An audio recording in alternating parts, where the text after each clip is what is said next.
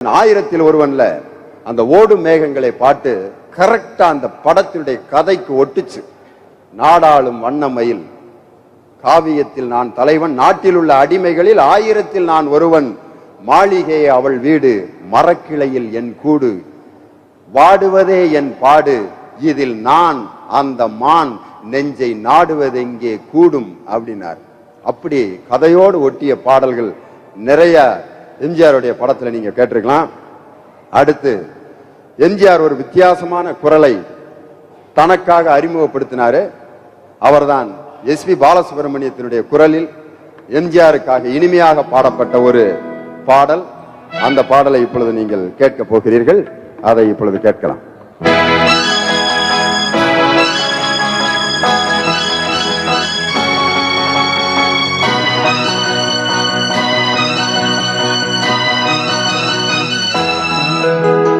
பாடும்போது நான் தென்றல் காற்று, பருவ மங்கையோ தென்னங்கீற்று.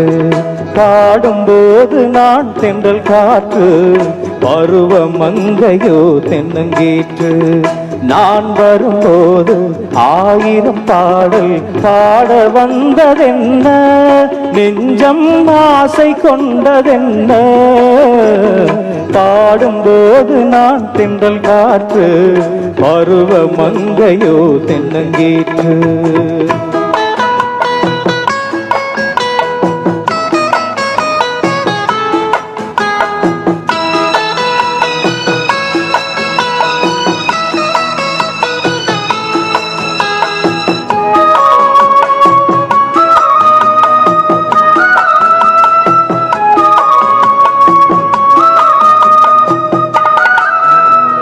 மெல்லிய பூங்கொடி வளைத்து மலர் மேனியை கொஞ்சம் அணைத்து, மெல்லிய பூங்கொடி எடுத்து மலர் மேனியை கொஞ்சம் அணைத்து, இதழில் தேனை குடித்து ஒரு இன்ப நாடகம் நடத்து.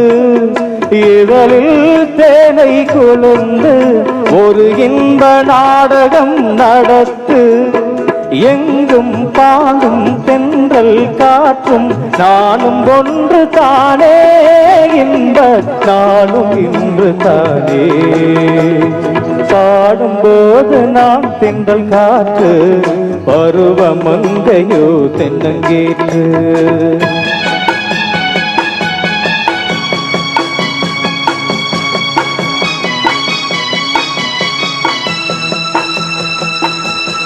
ஆஹா ஓ ஆ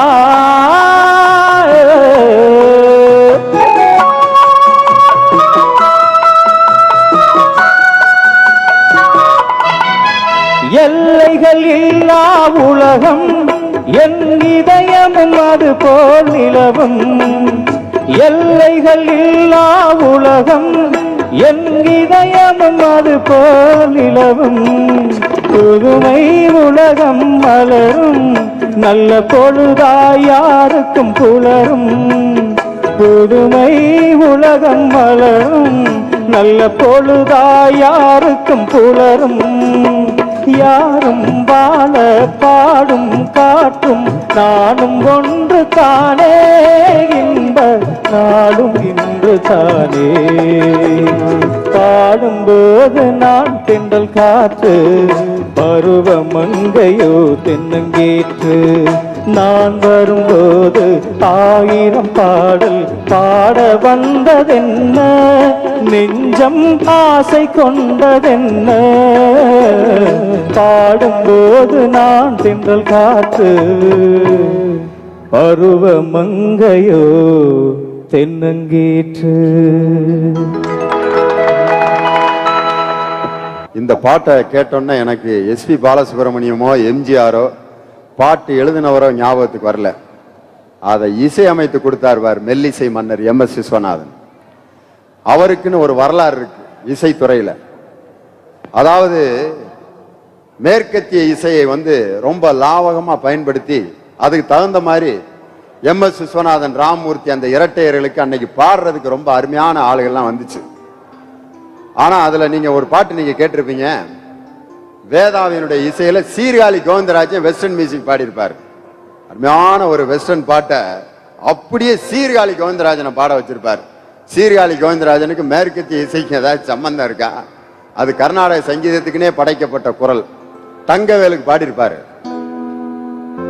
கண்டாலும் கண்டேனே உன் போலே, வந்தாலும் வந்தாயே பின்னாலே, அடி அழகே மாந்தளிரே மதுரசமே பருக பாபா பாபா பா. கண்டாலும் கண்டேனே உன் போலே, வந்தாலும் வந்தாயே பின்னாலே. இது மாதிரி சீர்காழி கோவிந்தராஜனை வெஸ்டர்ன் மியூசிக்ல பாட வச்சாரு வேதா. அதை விட இன்னும் அருமையான வெஸ்டர்ன் மியூசிக் எல்லாம் எளிமைப்படுத்தி பழைய பாட்டுல எல்லாம் கொடுத்திருக்காங்க.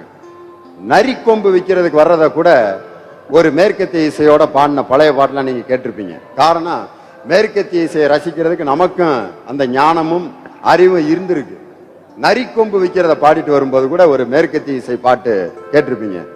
ஐயா சாமி அவோஜி சாமி, ஐயா வாயா வாயா ரூபமையா, ஐயா சாமி அவோஜி சாமி, நரி கொம்பிருக்கு வாங்கலையோ, ஐயா சாமி அவோஜி சாமி, ஐயா வாயா வாயா ரூபமையா, ஐயா சாமி அவோஜி சாமி, நரி கொம்பிருக்கு வாங்கலையோ. இது மாதிரி நரிக்கொம்பு விற்கிறது கூட மேற்கத்திய இசையை பயன்படுத்தினாங்க தமிழ் திரை இசையில. ஆனா விஸ்வநாதன் ராமமூர்த்தி தான் வெஸ்டர்ன் மியூசிக், அதாவது மேற்கத்திய இசையை எல்லோரும் ரசிக்கின்ற அளவுக்கு, கைதட்டி ரசிக்கின்ற அளவுக்கு அதை ரொம்ப அருமையா நமக்கு கொடுத்தாங்க. அதுக்கு காரணம் அவரை சுத்தி இருந்த ஒரு பெரிய team. Joseph Krishna, Henry Daniel, G K. Venkatesh அப்படின்ட்டு ஒரு 3 பேர்த்த உதவின்னு போடுவாங்க.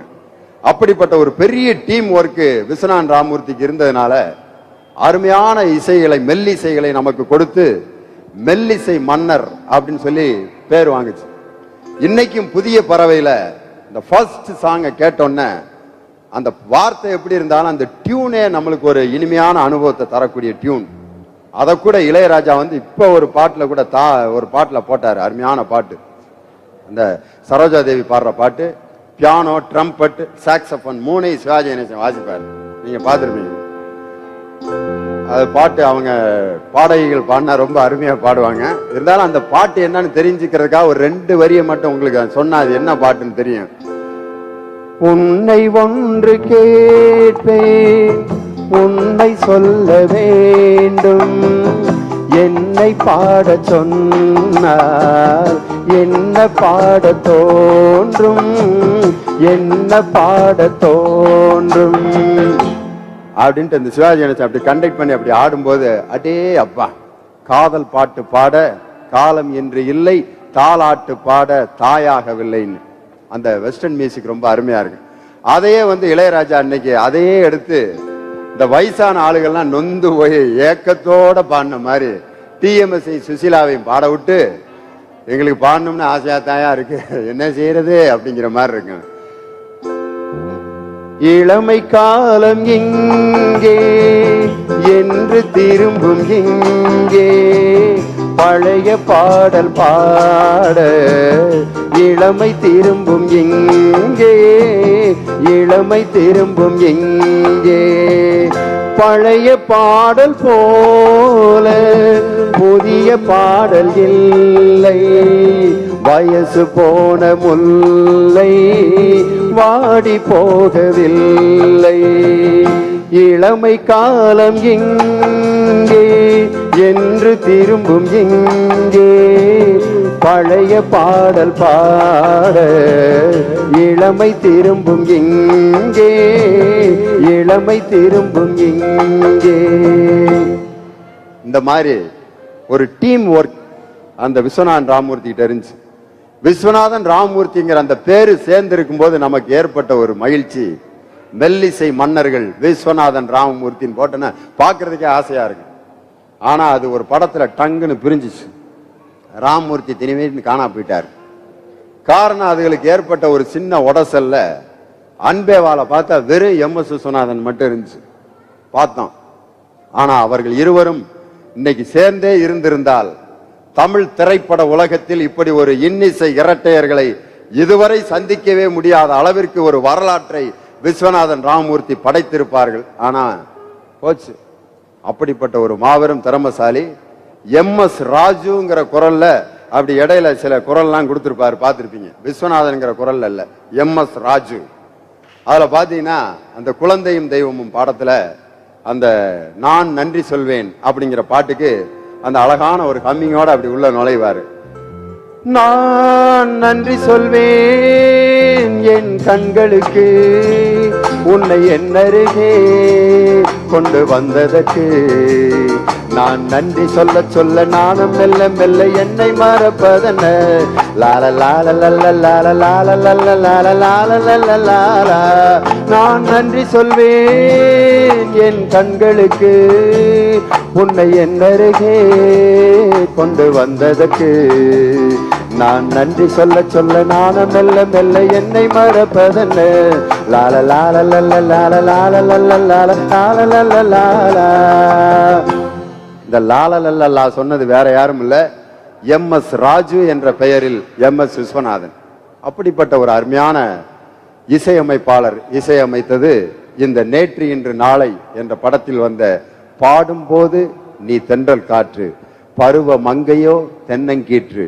அருமையான இசை. இது போன்ற ஏகப்பட்ட இசைகளை இந்த திரை இசைக்கு தந்தவர் எம்.எஸ். விஸ்வநாதன்.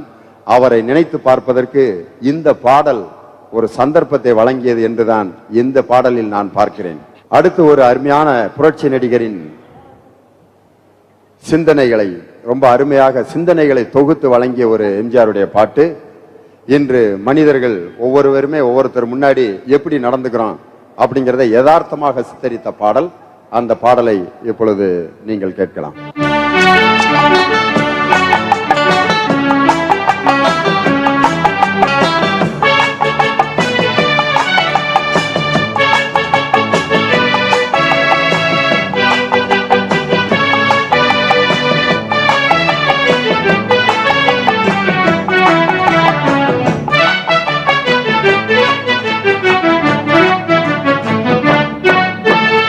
நாளொரு மேடை பொழுதொரு நடிப்பு அவன் பேர் மனிதன் அல்ல. நாளொரு மேடை பொழுதொரு நடிப்பு அவன் பேர் மனிதன் அல்ல. நாவில் ஒன்று நினைவில் ஒன்று அதன் பேர் உள்ளம் அல்ல. நாவில் ஒன்று நினைவில் ஒன்று அதன் பேர் உள்ளம் அல்ல. நாளொரு மேடை பொழுதொரு நடிப்பு அவன் வேர் மனிதன் அல்ல.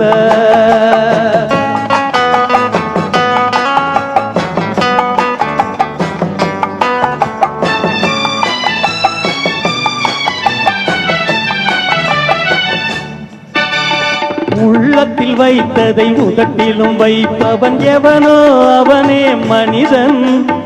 எவனோ அவனே மனிதன். ஊரார் வேர்வையில் உடலை வளர்ப்பவன் உலகத்தில் கோழைகள் தலைவன். உலகத்தில் கோழைகள் தலைவன். நாளொரு மேடை பொழுதொரு நடிப்பு அவன் வேர் மனிதன் அல்ல.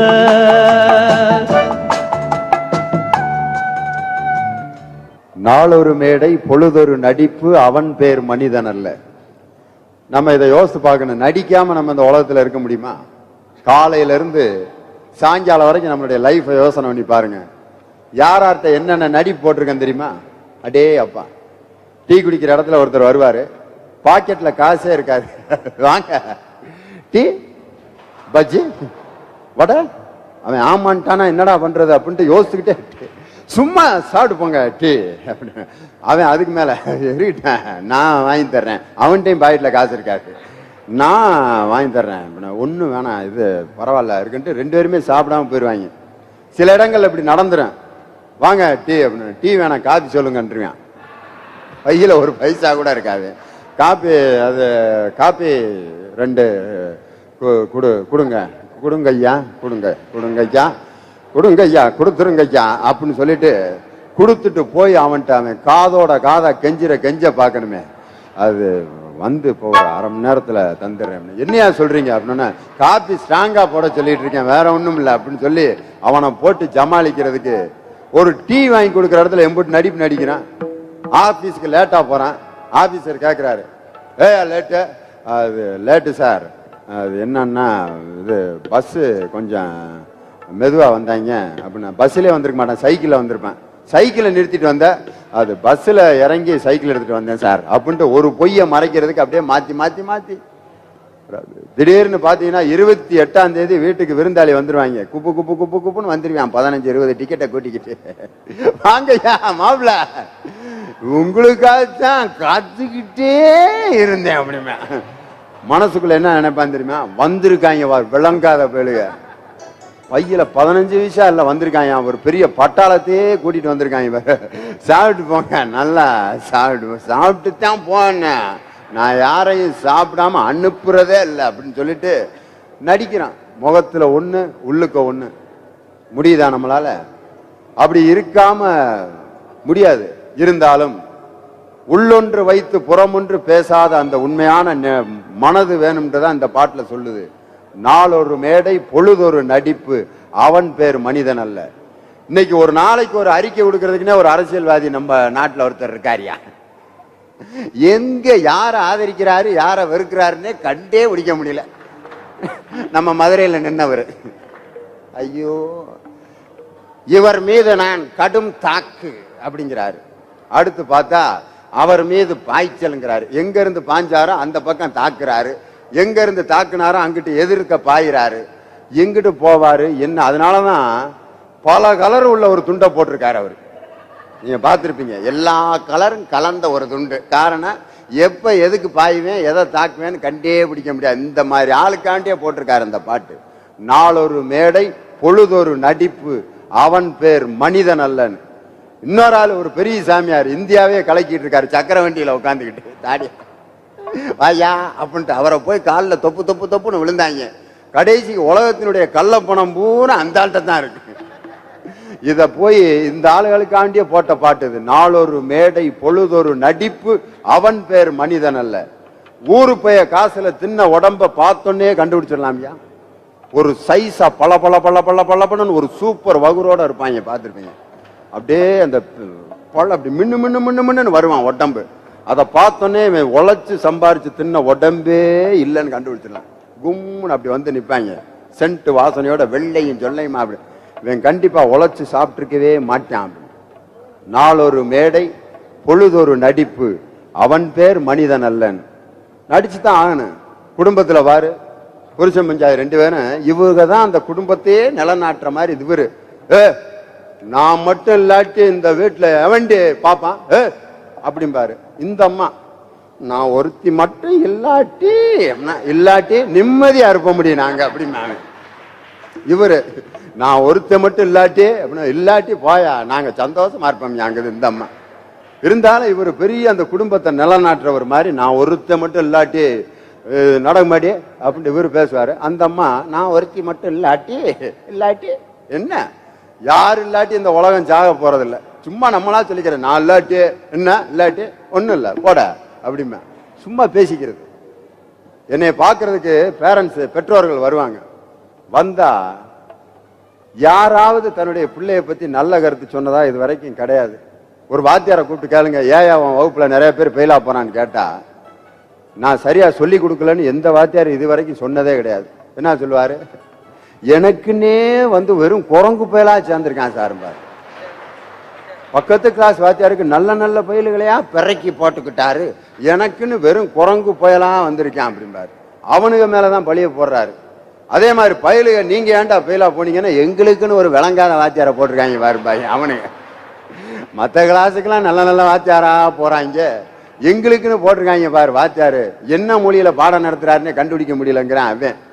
ஹெட்மாஸ்டரை கேட்டா என்ன சொல்றாரு, அவன் பள்ளிக்கூடத்துல நல்லாவே ரிசல்ட் இல்லை, வாத்தியாரும் சரியில்லை பயலுகளையும் சரியில்லை, இந்த பயல்களை பெத்து போட்டிருக்காங்க பாரு அவங்களும் சரியில்லை பாரு. அவர் உலகத்தையே குற்றம் சொல்லுவார் அவரு. சரி, இந்த ஒரு 15 பள்ளிக்கூடத்துக்கு இன்சார்ஜா இருக்க ஒரு அதிகாரி, அவரை கேளு, ஏன் உன் ஏரியாவில் இருக்கக்கூடிய எல்லா பள்ளிக்கூடத்திலும் இப்படி நிறைய பேர் ஃபெயிலா போறாங்க அப்படின்னா, நான் நல்ல ஏரியாவில் இருந்தேன், ஏன்னா இந்த மோசமான ஏரியாவுக்கு பழி வாங்குறதுக்குன்னே டிரான்ஸ்பர் பண்ணியிருக்காங்கிறார். எல்லா பேருமே உலகத்துல அவன் ரொம்ப நல்லவன் மாதிரியும் உலகம் பூரா கெடுதல் மாதிரியும் தான் பேசுறோம். நம்ம கிடையாது. நம்மகிட்ட இருக்கிறது எது நல்லது எது கெட்டது, நம்மள்ட்ட இருக்கிறத மக்கள் எதை விரும்புகிறார்கள் எதை வெறுக்கிறார்கள் கண்டுபிடிக்கணும் ஒருத்தன். இதுல பயங்கரமான வில்லாதி வில்லன் எம்ஜிஆர். ஜனங்க எதை விரும்புறாங்க கரெக்டா பிடிச்சிருவார். அதுக்கு போட்டார் பாத்தியா பாட்டு, நாளொரு மேடை பொழுதொரு நடிப்பு அவன் பேர் மனிதன் அல்ல, உள்ளொன்று வைத்து புறமொன்று பேசுவார் உறவு கலவாமை வேண்டும் என்ற வள்ளலாருடைய செய்தியை எளிமைப்படுத்தி இந்த பாட்டில் சொல்லப்பட்டிருக்கு. அருமையான பாட்டு. அடுத்து நீங்கள் கேட்க போகின்ற காதல் பாட்டு, எம்ஜிஆருக்கு பல பேர் குரல் கொடுத்து பாடி இருக்கிறார்கள். அதுல ஒரு கர்நாடக சங்கீதத்தை மிக எளிமையாக மக்களை ரசிக்க வைத்த ஒரு இனிமையான காந்த குரல், அதுதான் கே.ஜே. ஜேசுதாஸ் அவருடைய குரல்களில் எம்ஜிஆருக்கு பாடப்பட்ட ஒரு காதல் பாடல். அந்த பாடலை இப்பொழுது நீங்கள் கேட்கிறீர்கள். வெளியே கதை எழுது, கண்ணீரில் எழுதாதே, மஞ்சள் வானம் தென்றல் சாட்சி உனக்காகவே நான் வாழ்கிறேன். மஞ்சள் வானம் தென்றல் சாட்சி உனக்காகவே நான் வாழ்கிறேன். வெளியே கதை எழுது, கண்ணீரில் எழுதாதே, மஞ்சள் வானம் தென்றல் சாட்சி உனக்காகவே நான் வாழ்கிறேன்.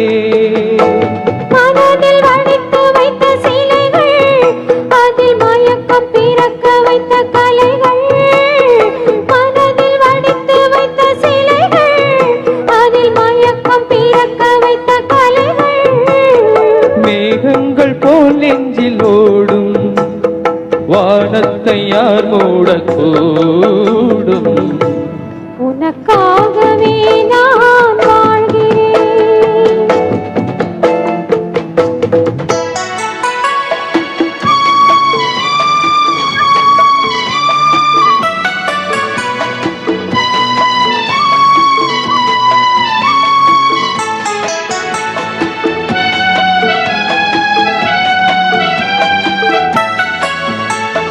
கோவில் பெண் கொண்டது,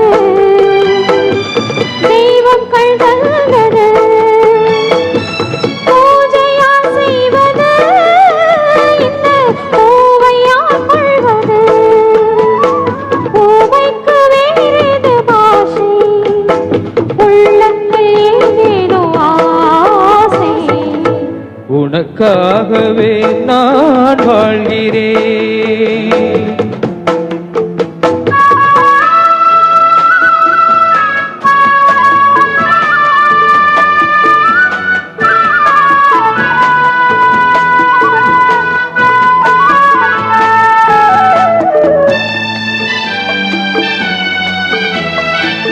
தீபம் எரிகின்றது, ஜோதி தெரிகின்றது. தீபம் எரிகின்றது, ஜோதி தெரிகின்றது. காலம் மலர்கின்றது, கனவு பலிக்கின்றது. எண்ணத்தில் என்னென்ன தோற்றம், என் நெஞ்சத்தில் நீ தந்த மாற்றம். உனக்காகவே நான் வாழ்கிறேன். விழியே கதை எழுது,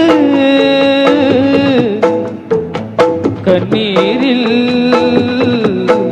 எழுதாதே, மஞ்சள் வானம் தென்றல் சாட்சி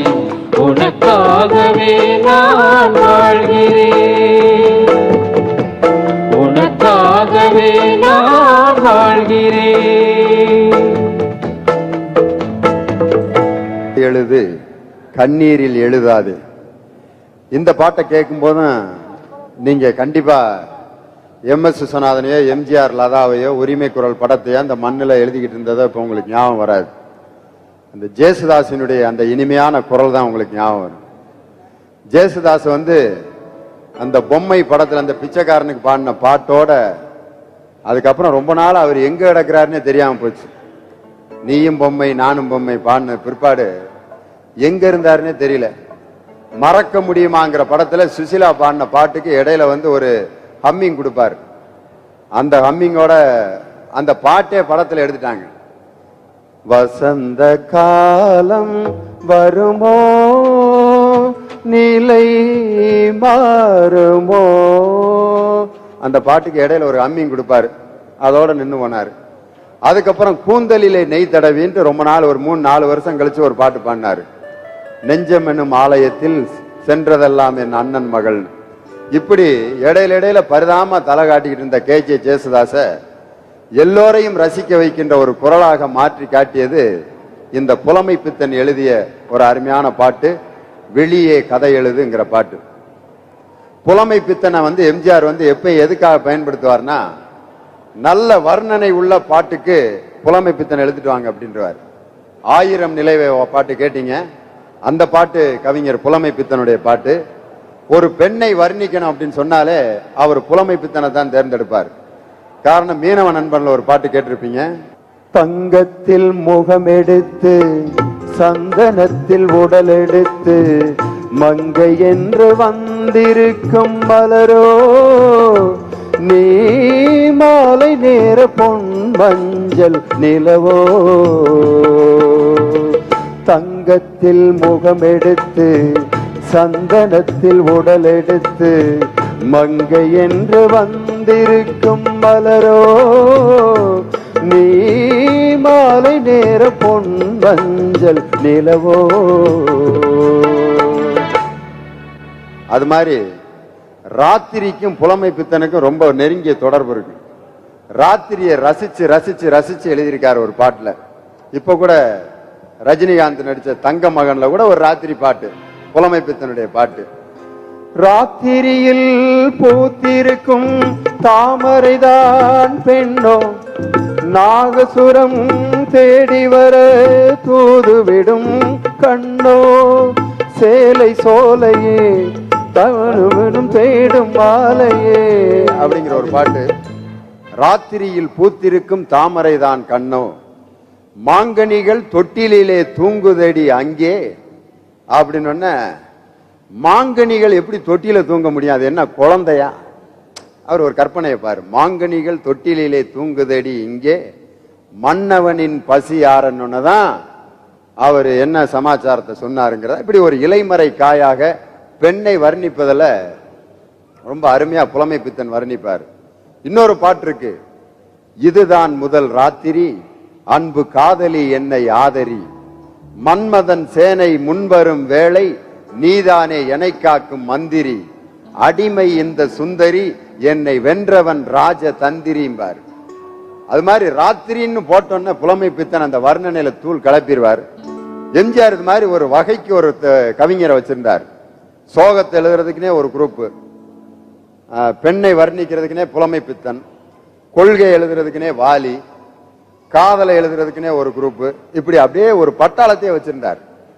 அதுல புலமை பித்தனுடைய அருமையான பாடலில் இந்த வெளியே கதை எழுத கேட்டீங்க, ரொம்ப அருமையா இருக்கும். அடுத்து நீங்கள் கேட்க போகின்ற ஒரு அருமையான பாடல், மனிதர்கள் எத்தனை விதமான மனிதர்கள் இந்த உலகத்துல படம் பிடிச்சு காட்டுறாங்க, அதை மிக சிறப்பாக பட்டியல் போட்டு பலசரக்கு லிஸ்ட் மாதிரி போட்டு காட்டிய ஒரு மிக பெரும் கவிஞன், மக்கள் கவிஞன் பட்டுக்கோட்டை கல்யாண சுந்தரம். அவருடைய பாடல்களில் புரட்சி நடிகர் எம்ஜிஆருக்காக மிகச் சிறப்பாக பட்டுக்கோட்டை எழுதிய ஒரு பாடல். அந்த பாடலை இப்பொழுது நீங்கள் கேட்க போகிறீர்கள். உறங்கையிலே பானைகளை உருட்டுவது பூனை குணம், காண்பதற்கே உருப்படியாய் இருப்பதையும் கெடுப்பதுவே உறங்கு குணம். ஆற்றில் இறங்குவோரை கொன்று இரையாக்கல் முதலை குணம். ஆனால் இத்தனையும் மனிதனிடம் மொத்தமாய் வாழுதடா. பிறக்கும் போது பிறந்த குணம் போக போக மாறுது. மனிதன் பிறக்கும் போது பிறந்த குணம் போக போக மாறுது. எல்லாம் இருக்கும் போது பிரிந்த குணம் இறக்கும் போது சேருது. மனிதன் பிறக்கும் போது பிறந்த குணம் போக போக மாறுது.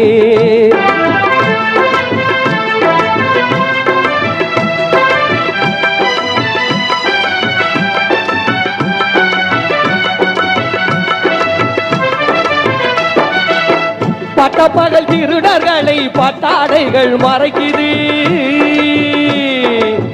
பட்டப்பகல் திருடர்களை பட்டாடைகள் மறைக்குது. ஒரு பஞ்சயத்தார் எல்லாம் சேர்ந்து திருடன் என்றே உதைக்குது. ஒரு பஞ்சயத்தார் எல்லாம் சேர்ந்து திருடன் என்றே உதைக்குது. மனிதன் பிறக்கும் போது பிறந்த குணம் போக போக மாறுது.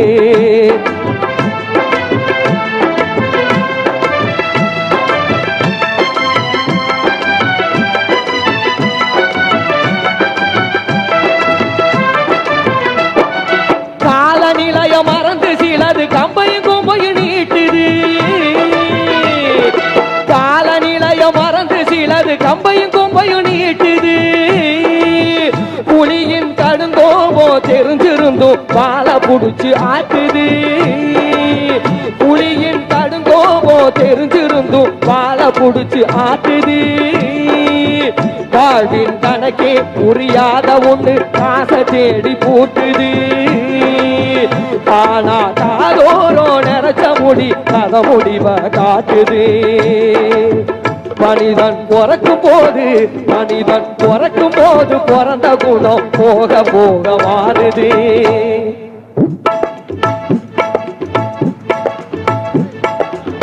குரளி தட்டி பொருளை தட்டும் சந்தை பச்சை புழுகை விட்டு வெளிப்பற்ற மந்தை. இதில் கோலிகளும் காலிகளும் பொம்மலாட்டம் ஆடுகின்ற விந்தை சொன்னார் விந்தை. இதில் கோலிகளும் காலிகளும் பொம்மலாட்டம் ஆடுகின்ற விந்தை சொன்னார் விந்தை.